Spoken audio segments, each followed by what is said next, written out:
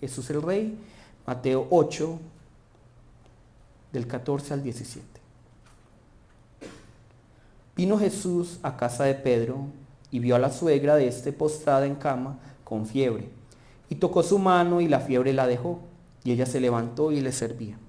Y cuando llegó la noche, trajeron a él muchos endemoniados, y con la palabra echó fuera a los demonios, y sanó a todos los enfermos, para que se cumpliese lo dicho por el profeta Isaías, cuando dijo: Él mismo tomó nuestras enfermedades y llevó nuestras dolencias.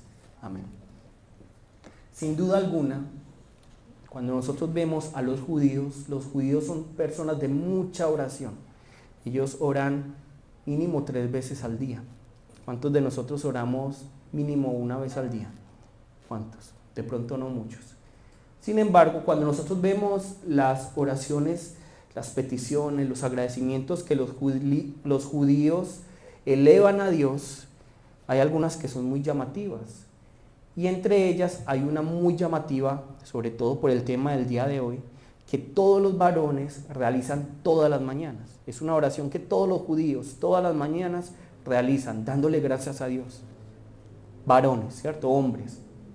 Todos los hombres, los judíos dicen lo siguiente: bendito eres tú, Hashem. Hashem es el nombre, nuestro Dios y Dios del universo, quien no me hizo gentil.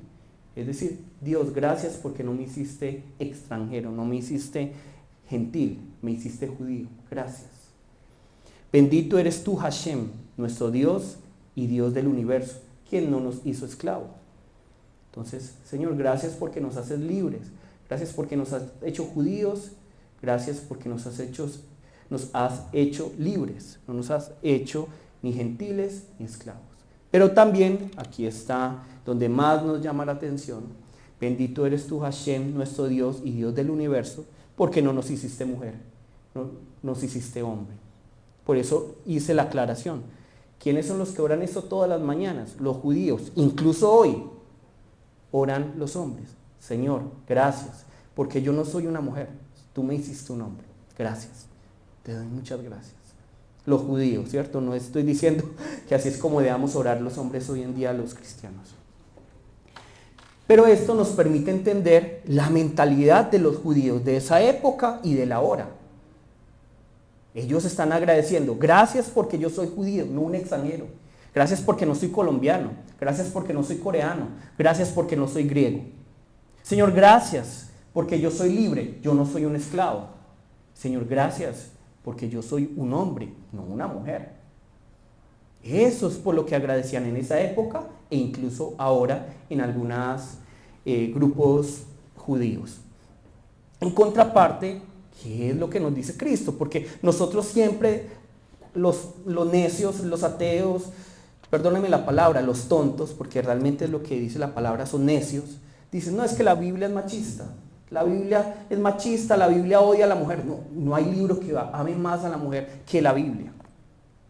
Y por eso es que la palabra nos dice lo siguiente, Gálatas 3:28. Gálatas 3:28.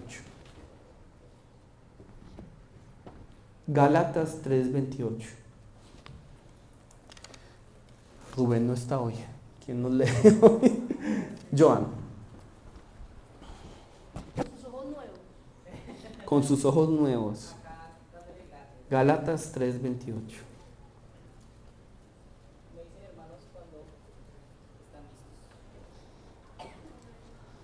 Y miren qué tan llamativo que Pablo esté utilizando como este orden, ¿cierto?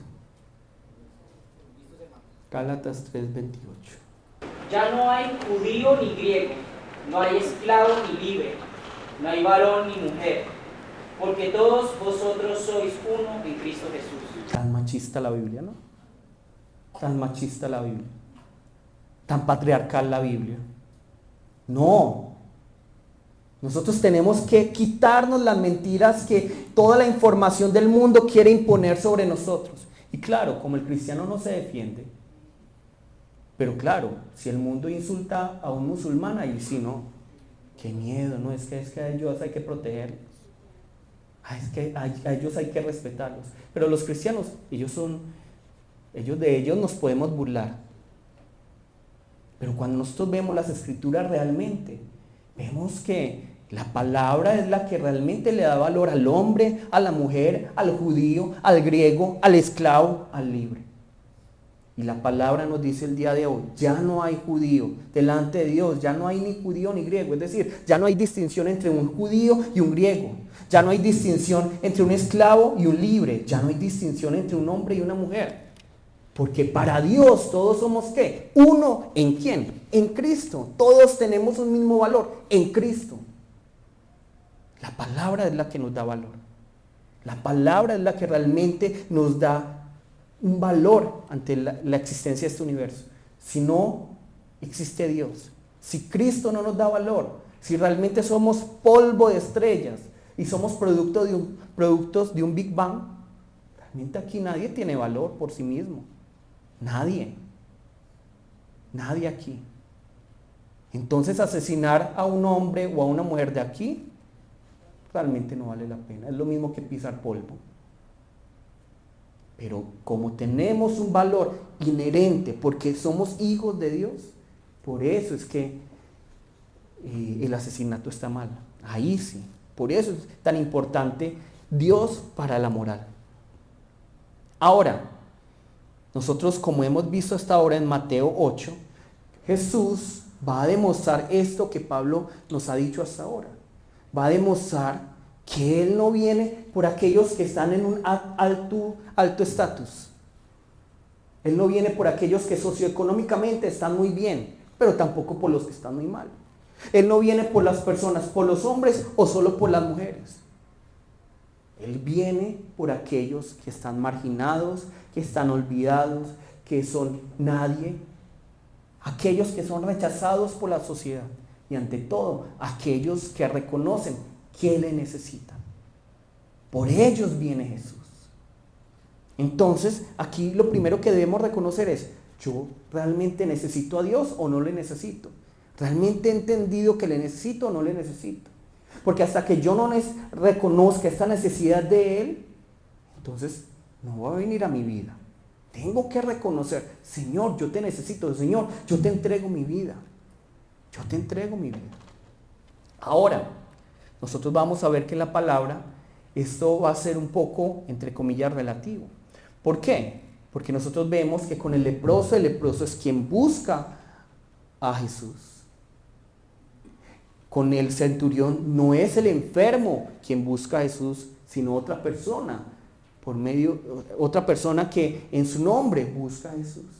Y ahora el día de hoy vamos a ver a la suegra de Pedro, quien no busca a Jesús. Y sin embargo Jesús viene. Aquí nosotros vemos la diligencia de Jesús para buscar al necesitado. De la diligencia de Jesús para buscar al oprimido. Y por eso es que la palabra nos está hablando aquí. Es que recuerden, ¿cuál es la oración de los judíos? Gracias porque no me hiciste extranjero, gracias porque no soy esclavo, gracias porque no soy mujer. Es más o menos lo mismo que estamos viendo en Mateo 8. Primero un leproso, luego un gentil y luego una mujer. Son grupos marginados, oprimidos, con un estigma social, que no valen nada. Quitemos esta diapositiva, por favor. Entonces vamos a Mateo 8:14. Mateo 8:14.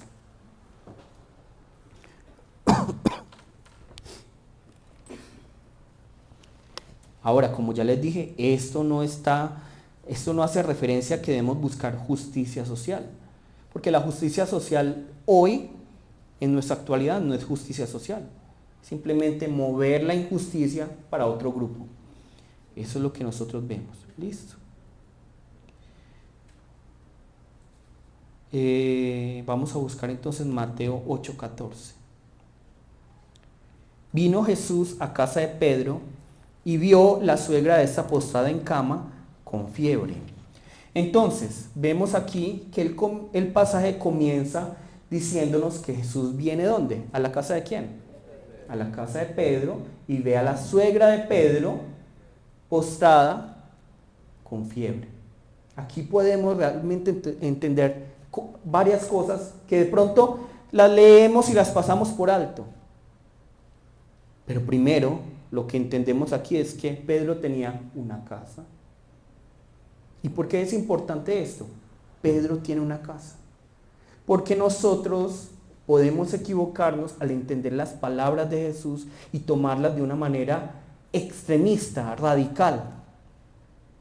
Nosotros vamos a buscar Mateo 19, 29, se los voy a leer yo.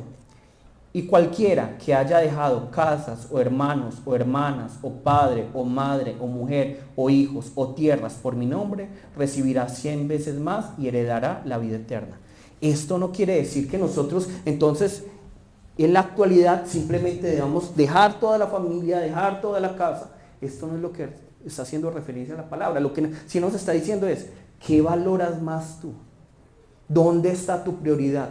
Y si te toca dejar esta casa, y si te toca dejar este lugar, ¿vas a seguirme a mí? Esa es la cuestión que está hablando aquí. Porque vemos muy claramente que Pedro tenía, ¿qué? Una casa.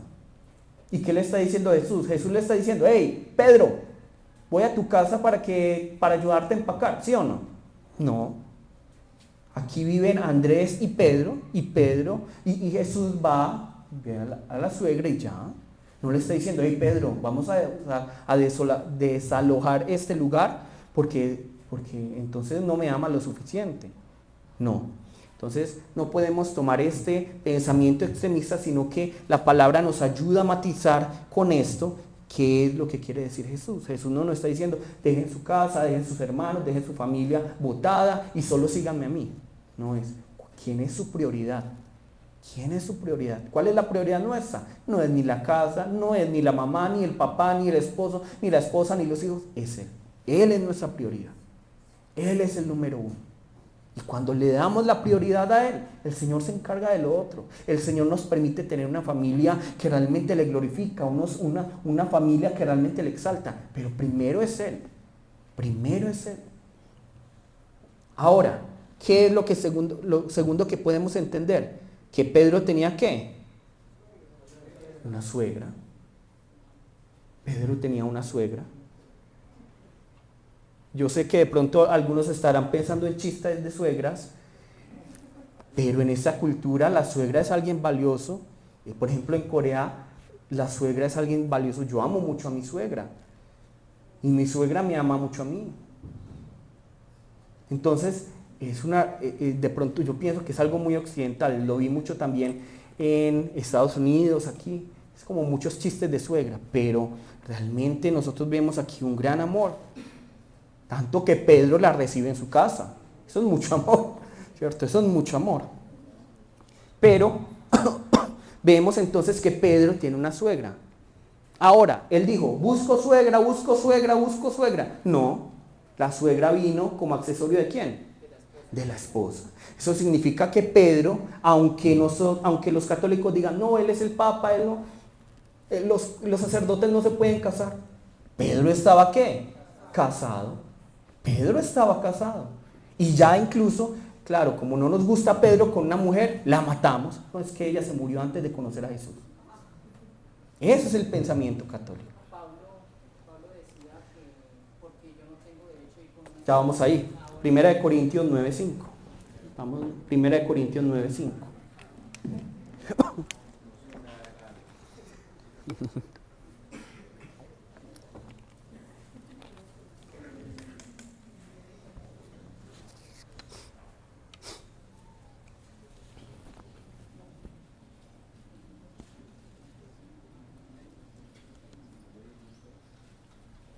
Primera de Corintios 9:5. Se los voy a leer yo. No tenemos derecho de traer con nosotros una hermana por mujer. Aquí sería como una esposa, ¿cierto? Como también los otros apóstoles y los hermanos del Señor. ¿Y quién? Y Cefas. ¿Quién es Cefas? Pedro. Pedro en arameo es Cefas. En griego es Pedro. Entonces, nosotros vemos, Pablo está diciendo, nosotros no podemos venir con nuestras esposas así como Pedro viene con su esposa. Es lo que está diciendo Pablo. Entonces, nosotros, el católico, como prefiere a Pedro, como dice, el papa no se puede casar, como los sacerdotes no se pueden, matemos a la esposa. Ella se murió antes de conocer a él, antes de que Pedro conociera a Jesús, ella se murió. Ahora, pongámonos a pensar, ¿quién? Pues a mí me pareció ilógico, ¿quién Si la esposa se muere, uno va a vivir con la suegra. Uno, ¿por qué va a vivir con la suegra? ¿Cierto? Pero nosotros vemos aquí entonces, no hay razón de esa exigencia para los sacerdotes. No es una crítica contra los sacerdotes, pero sí es ponernos a pensar, tener pensamiento crítico, no creerlo todo. Porque eso es lo que hace la religión. Crea y ya, no piense. Tenemos que pensar, bueno, entonces, ¿por qué el sacerdote no se casa? ¿Por qué el papa no se casa? Y luego me dice que hay que amar a la esposa, luego me dice que tenemos que tener una familia exitosa. Un hombre que nunca se ha casado, ¿cómo va a entender qué tan difícil es estar en un matrimonio? ¿Cómo? ¿Qué tan difícil? ¿Qué tan difícil es vivir con la suegra, cierto? Solo cuando uno se ha casado, solo cuando uno entiende esto, puede decirle al otro, hey, mira, es que tenemos que aguantar. Es difícil, claro.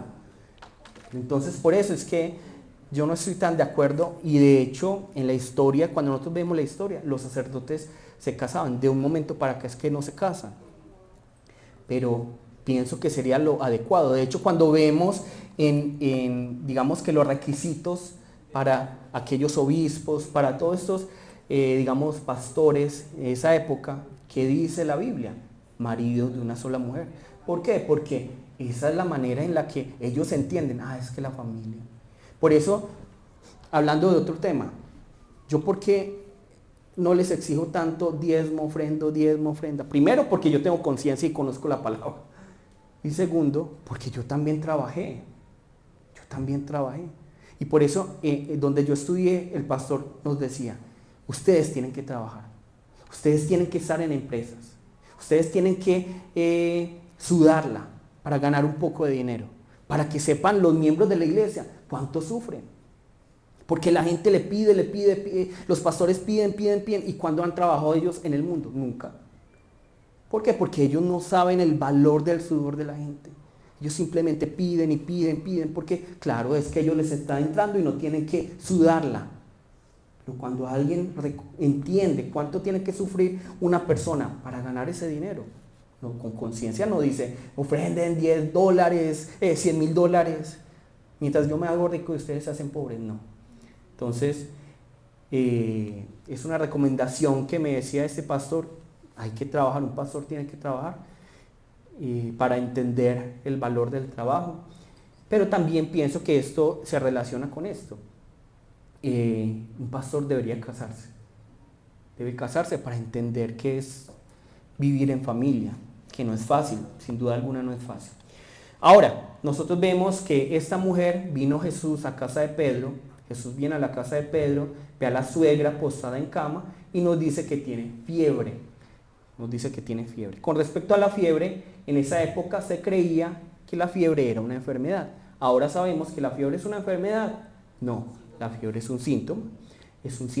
Entonces no sabemos exactamente aquí la causa de la fiebre. Algunos dicen que puede ser malaria. No sabemos la gravedad, aunque Lucas dice que es una gran fiebre. Y no sabemos el tiempo que llevaba esta suegra postrada, aunque debe ser una fiebre muy alta, porque viendo a mi esposa y viéndome a mí, yo creo que las mujeres son un poco más fuertes para manejar la fiebre que los hombres, entonces sí debe haber sido una fiebre muy alta. ¿Listo? Como para postrar a la suegra de Pedro. Pero eso ya sí es pensamiento mío, no es que lo diga las escrituras. Vamos a Mateo 8:15. Mateo 8:15. Y tocó su mano y la fiebre la dejó y ella se levantó y le servía. Entonces nosotros vemos aquí un patrón que hemos visto en Jesús y nuevamente aquí sigue ese patrón, y es que Jesús toca para sanar cuando Él no necesita tocar para sanar. De hecho, cuando vemos la historia del centurión, Él simplemente tiene que decir y el criado, ¿qué le pasó al criado? Se sanó. Entonces Jesús muy claramente pudo haber dicho, sánate leproso, y el leproso se sanaba. Sánate criado, y el criado se sanaba. Sánate suegra de Pedro, y la suegra se sanaba. Entonces, esto nos tiene que llamar mucho la atención. ¿Por qué? Porque recordemos que Mateo le está escribiendo a un público mayoritariamente, principalmente judío. Y para los judíos está prohibido tocar a una mujer. Está prohibido. De hecho, hoy en día está prohibido que yo a una mujer le haga así. Hola, mucho gusto. En muchos círculos judíos ustedes no pueden decir, y de hecho los musulmanes, los hombres no le dan las manos a las mujeres, ni viceversa. ¿Listo? Porque dicen, no, ahí hay contacto sexual, ¿cierto? Ya hay un pensamiento sexual solo con darle la mano. Entonces, nosotros vemos que el hecho de que Jesús toque a la mujer, a la suegra de Pedro, ya es escandaloso. Pero también vemos que esta mujer tiene ¿qué? Fiebre, lo cual también estaba prohibido. Entonces, Jesús está tocando a una mujer que tiene fiebre, doblemente prohibido, doblemente escandaloso en esa época. Doblemente escandaloso.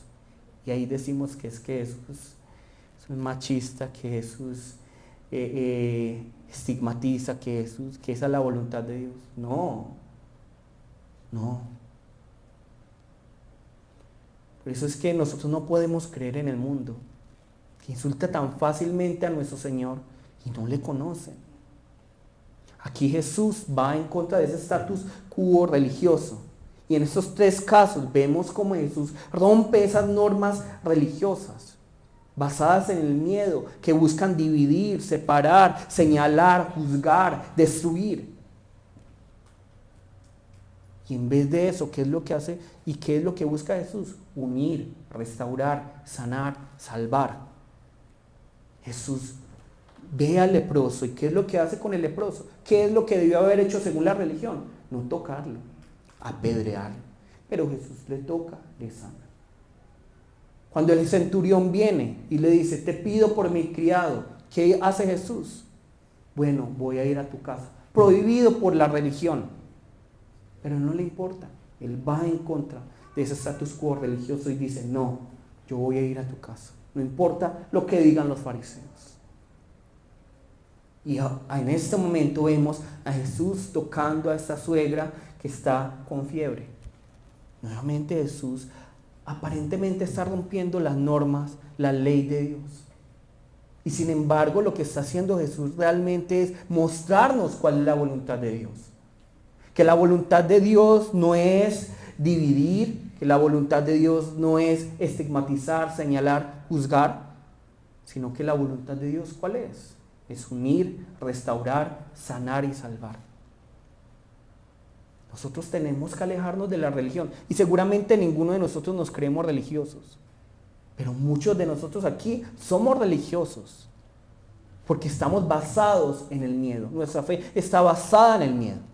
¿Cuántos de nosotros realmente creemos en el Señor porque hemos experimentado su amor? No tanto por el, si no hago esto, me voy a ir al infierno. ¿Cuántos de nosotros? No debe ser nuestra motivación. Ahora, claro que va a haber un juicio, claro que va a haber un infierno, claro que existe un infierno, claro que tenemos que ponernos las pilas y claro que tenemos que advertirlo. Jesús lo hizo, Pablo lo hizo, toda la Biblia lo hace.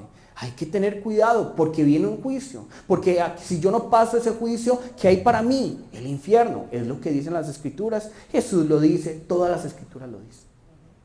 Pero cuando nosotros vemos el énfasis que Jesús hace, el énfasis de Pablo, el énfasis de todas las Escrituras, ¿cuál es el énfasis? Crean porque si no se van a ir al infierno, crean porque si no van a ser juzgados. No, crean porque el Padre ha derramado un gran amor sobre ustedes. Lamentablemente en las iglesias se da como este pensamiento falso. Es que el Padre siempre está bravo.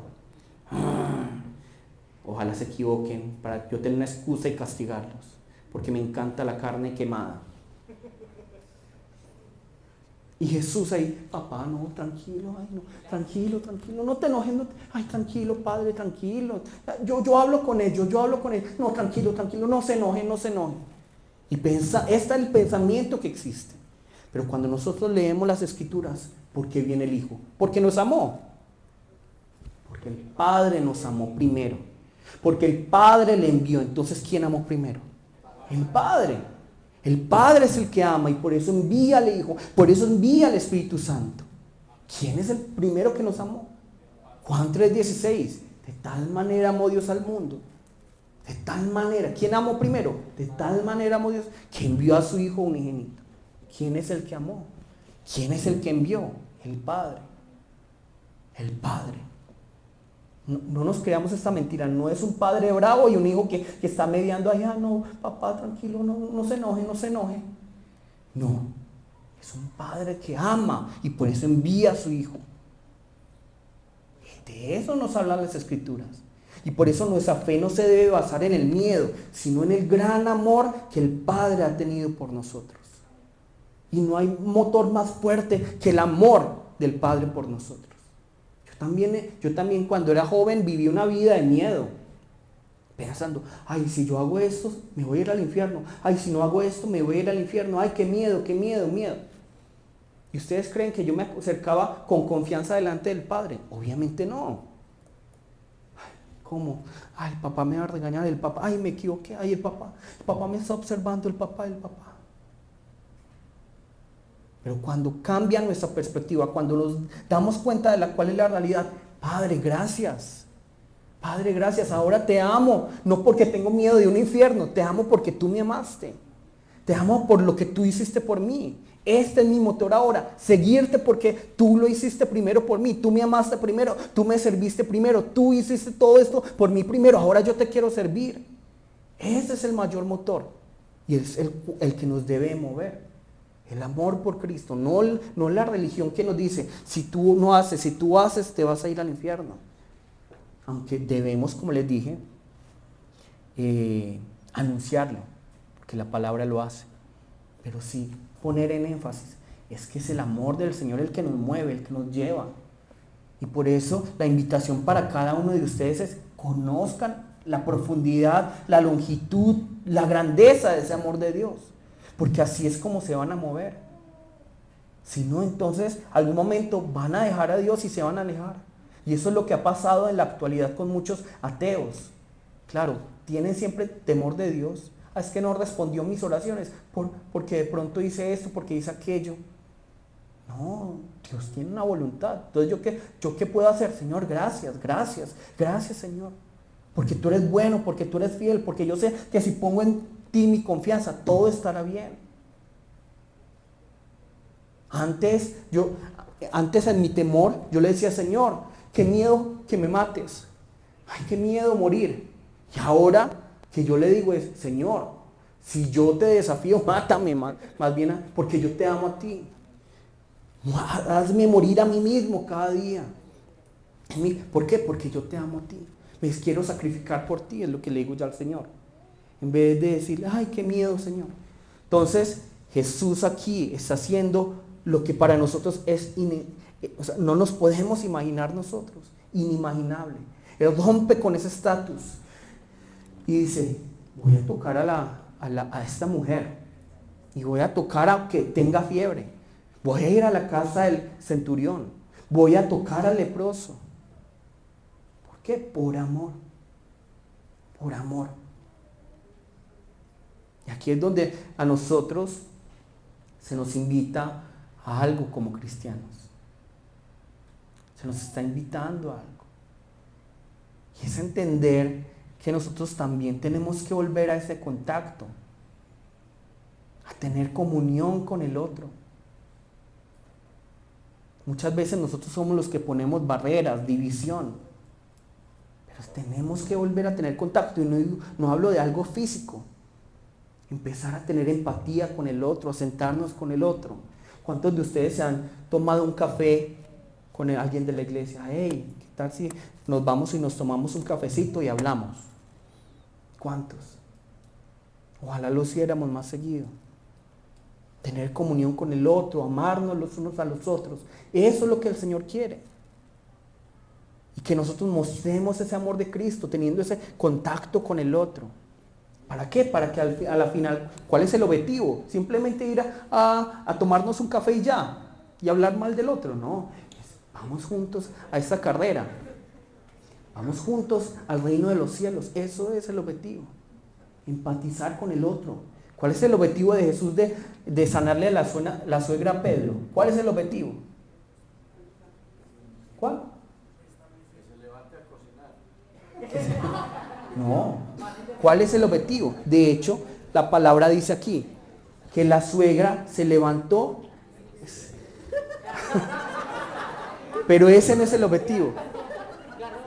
Cuando uno dice, aquí dice, la suegra de Pedro se levantó y le sirvió, ¿a qué se refiere? Que ella se hizo discípulo de Jesús. Que ella se hizo discípulo de Jesús. Por eso es que en español no es tan claro, porque ahí dice, y les sirvió, como si les sirviera a todos. Esto está en Marcos y en Lucas, les sirvió a todos. Pero en Mateo, les sirvió a él, les sirvió a Jesús. Es decir, desde ese momento, la suegra de Pedro se hizo ¿qué? Discípula de Jesús. Ahí es donde se utiliza la palabra servir, aquí, en este contexto, en Mateo. Ella se convirtió, cuando ella fue sanada, Jesús, ¿para qué la sanó? ¿Para que le cocinara? Pero, en el fondo, ¿qué es? Para que ella, ¿qué? Se vuelva discípula de él. Para que ella le entregue su vida a Jesús. Para eso la sanó. ¿Para qué sana al leproso? Para que se vuelva discípulo. ¿Para qué el centurión? Para que él se vuelva discípulo de Jesús. Ese es el propósito final. Aquí nosotros vemos todas estas sanidades que vamos a hablar durante Mateo 8 y 9 y en adelante. Pero el propósito de esto no es mostrarnos que Jesús es un terapeuta, Jesús es un médico, Jesús es un sanador, que Él quiere lo mejor para nuestro cuerpo. No. ¿Cuál es el propósito final? Que vengamos a Él. Que nos postremos ante Él y digamos, Señor, tuya es la autoridad, tuyo el poder, tuyo toda la gloria, por siempre amén. Ese es el objetivo final. Que nosotros nos presentemos ante Él y le entreguemos todo. Pero hoy en día estamos tan ocupados, no tenemos tiempo para el otro. ¿Cuántos de ustedes han llamado, hey, qué tal si nos encontramos? ¿Y cuál es la respuesta de esos amigos, de esos hermanos de la iglesia? ¿Cuál es la respuesta generalmente? Estoy ocupado, no tengo tiempo, en otro momento. Pero ¿cuándo sí vamos? Cuando ya está tarde. En el velorio. En el velorio ya sí. Ay, hubiera salido con él a tomarme el cafecito. Ahí sí. En el velorio sí tenemos contacto con el otro. Y nos arrepentimos. Hubiera hecho, hubiera ido, hubiera tomado, hubiera comido, hubiera disfrutado, hubiera tenido contacto. Aprovechen en la hora. Saquen el momento para disfrutar con sus hermanos en la fe. Para disfrutar con su familia. Saquen el tiempo para decirle, hey, les amo mucho. Ese contacto que Jesús nos estamos... Jesús muy claramente pudo haber dicho, sánate y ya. Pero Jesús toca. Jesús está rompiendo barreras. Jesús está rompiendo la división. Mientras que este mundo cada vez busca más la división. Partidos políticos, partidos de fútbol, que el patriarcado, que el feminista, que... Siempre es que la culpa es tuya. No, es que la culpa no es mía. Es que nosotros somos las víctimas en esta historia de la humanidad. Ustedes son los culpables, ustedes son los malos, nosotros somos los buenos. Y estamos en este círculo. En este círculo y nos creemos nosotros los buenos, ellos son los malos. Y estamos en esta historia. Y nos matamos y nos destruimos. Pero ¿qué hace Jesús? Jesús va en contra de todo eso. Jesús va en contra de la ley religiosa que ni siquiera es ley de Dios, sino accesorios creados por miedo por los judíos. Y él toca a la mujer que tiene fiebre. ¿Y qué pasa con esta mujer? Es sanada. Nosotros como iglesia, como cuerpo de Cristo, tenemos que ir y tener más contacto con el otro. Y como les dije, no es algo físico. No les estoy diciendo, bueno, hombres, vayan, toquen a todas las mujeres. Cuidadito. Cuidadito. Porque sí, porque muchas veces malinterpretamos las cosas. No es de contacto físico. No es de contacto físico. Tenemos que cuidarnos también en eso. Claro, tenemos que cuidarnos. ¿Cómo saludo yo a mi hermana? ¿Cómo saludo yo a mi hermano? ¿Cómo le doy golpes en la espalda, cierto? Todo. Tenemos que cuidarnos. ¿Cómo le estoy viendo? ¿Cómo le estoy hablando? Tenemos que cuidarnos. Pero el contacto al que hablo es ser más iglesia. Ahora, nosotros vemos esto aquí. Veamos nuevamente Mateo 8:15.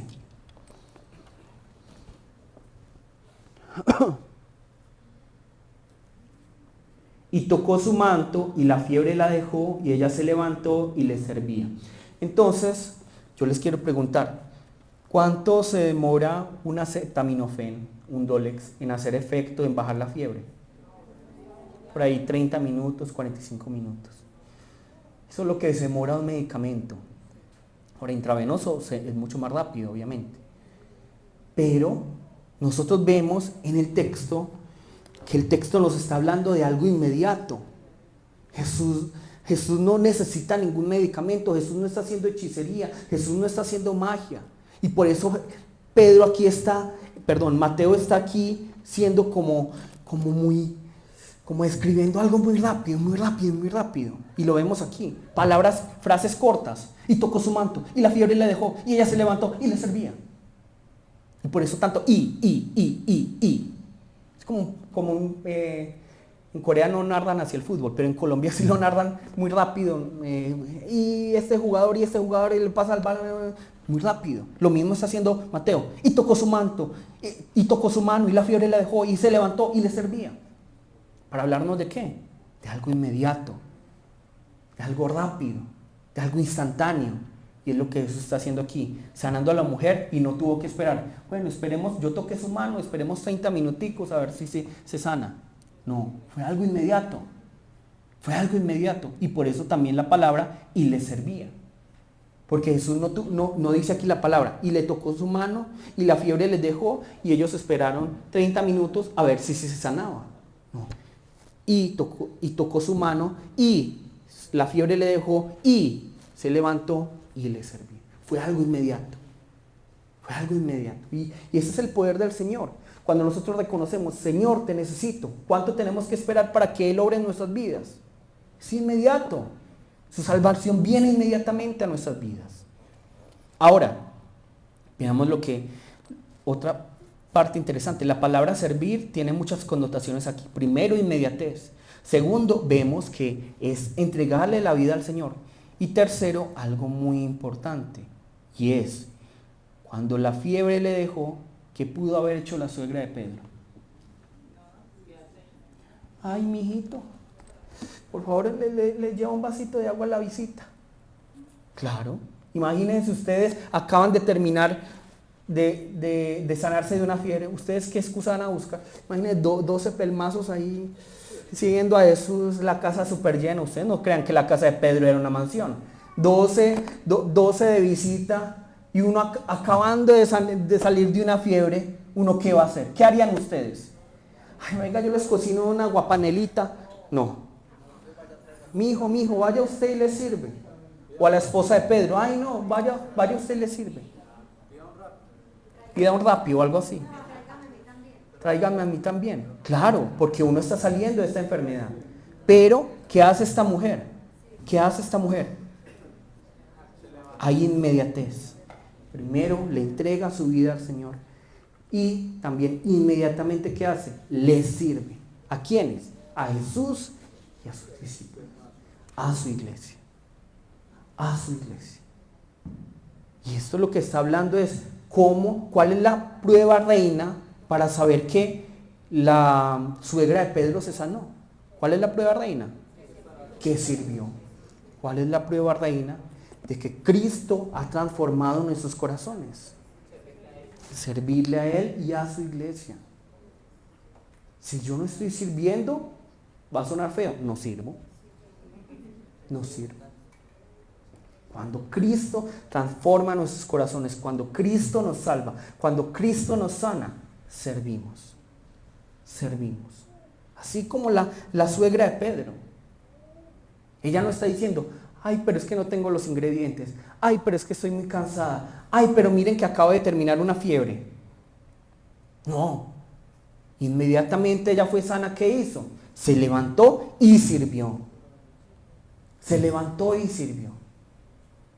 ¿Cuántos de nosotros Preguntémonos entonces, ¿realmente hemos sido transformados, sanados, restaurados por Cristo? Si la palabra misma nos dice que la prueba de la obra de Dios en nuestra vida es el servicio, no es servilismo. Pero muchos se escudan ya, es que en la iglesia siempre nos exigen servir. No, no es un accidente. Si usted no quiere, no sirva. Pero es su decisión. De hecho, la única manera en que yo puedo conocer el corazón del Padre es ¿qué? Sirviendo, porque Él es el que sirvió primero. La única manera en que yo puedo conocer el corazón de Jesús es posándome para lavarle los pies al otro, porque Él lo hizo primero. Veamos Gálatas 5, 13, 14.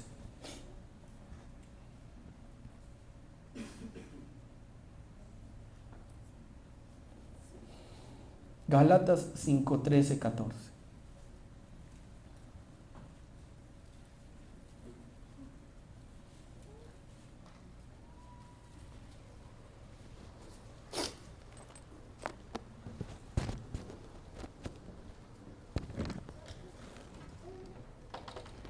Gálatas 5, 13, 14.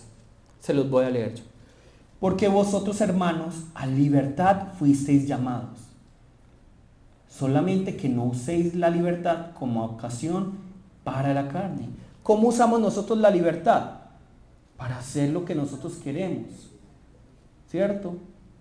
Yo soy libre. ¿Yo por qué tengo que servirle al otro? Yo soy libre. ¿Por qué debo lavarle los pies al otro? No estoy hablando literalmente de lavarle los pies al otro. Porque yo me debo postrar ante el otro, porque yo soy el que debo pedir perdón, porque yo soy el primero que debe amar, porque yo. Si yo soy libre. Solamente que no uséis la libertad como ocasión para la carne, sino servíos por amor los unos a los otros. Ahí está la manifestación del amor, el servirse los unos a los otros. ¿Por qué yo sirvo al otro? Por amor los unos a los otros. 14. Porque toda la ley en esta sola palabra se cumple. Amarás a tu prójimo como a ti mismo. Si nosotros no amamos al prójimo como a nosotros mismos, en ese manifestándose en ese servicio, finalmente ¿yo qué estoy haciendo? Violando la ley de Dios. Estoy violando la ley de Dios. Si yo no amo al hermano, si yo no le estoy sirviendo, ¿qué estoy haciendo? Violando la ley de Dios. Sírvanse los unos a los otros, porque toda la ley en esta sola palabra se cumple. Amarás a tu prójimo como a ti mismo. ¿Y el prójimo quiénes son? El que está al lado. Aunque nosotros los vemos ahí miqueando por todo el punto clave. Cada uno de esos niños que están allá, sacándose los mocos, babeando, derramando cosas, son nuestro prójimo. Son nuestro prójimo. Y a ellos tenemos que amarles. Y yo personalmente me he arrepentido. Señor, perdóname porque yo no he amado lo suficiente a mi hijo. Cuando de pronto soy muy duro con él.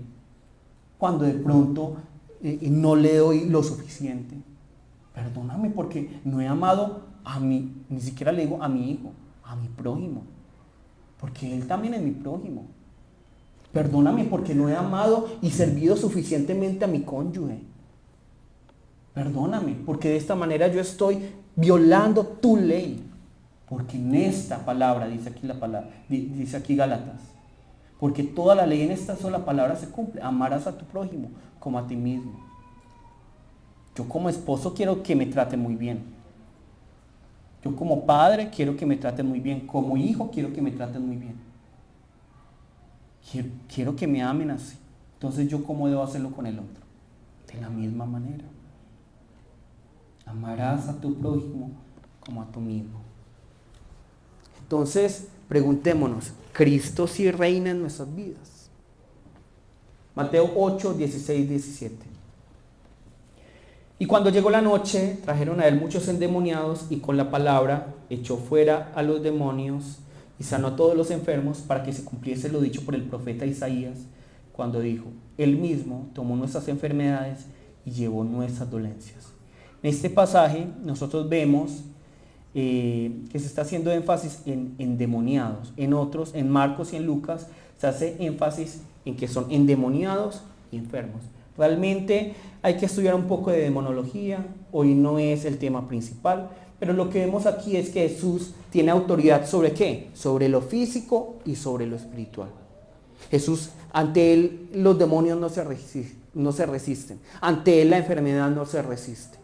Y la voluntad de Dios no es que nosotros estemos enfermos, la voluntad de Dios es que nosotros realmente podamos exaltarle y glorificarle con todo lo que somos. De hecho, cuando venga el Señor ya no va a haber más llanto, ya no va a haber más enfermedad. Esa es su voluntad final. Ahora, estamos en un mundo caído, y vemos sus consecuencias. Pero ahí es donde tenemos que pegarnos del Señor y decirle, Señor, sáname, no resignarnos. Sí, es que esta enfermedad es la voluntad de Dios. No, Señor, te pido por esta sanidad, te pido por esto. Ahora también, vemos aquí, nos habla de enfermos, nos habla de demonios. No podemos achacarle todo a los demonios, no podemos ignorar por completo los demonios. Hay un mundo espiritual que se está moviendo. Y ahí es donde tenemos que pedirle discernimiento al Señor. Mucho discernimiento para ver el mundo espiritual, porque hay un mundo espiritual que se está moviendo 24 horas, constantemente. Mientras ustedes duermen, ¿qué está haciendo el diablo? Pensando cómo hacerles caer. Por eso tenemos que orar, Señor, cuídame mientras duermo, que los demonios no me puedan atacar. Cuando estoy despierto, cuídame, Señor. Constantemente expulsando demonios. Fuera, en el nombre de Jesús. ¿Qué tuvo que hacer Jesús? Aquí dice la palabra. ¿Qué tuvo que hacer Jesús para expulsar los demonios? Amarrarlo a la cama, la cruz. ¡Fuera! Con su palabra. Fuera en el nombre de Jesús.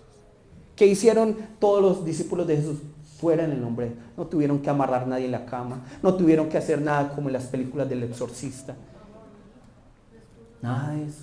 Fuera en el nombre de Jesús. Ya. Nosotros hacemos el show porque no creemos en el nombre de Jesús.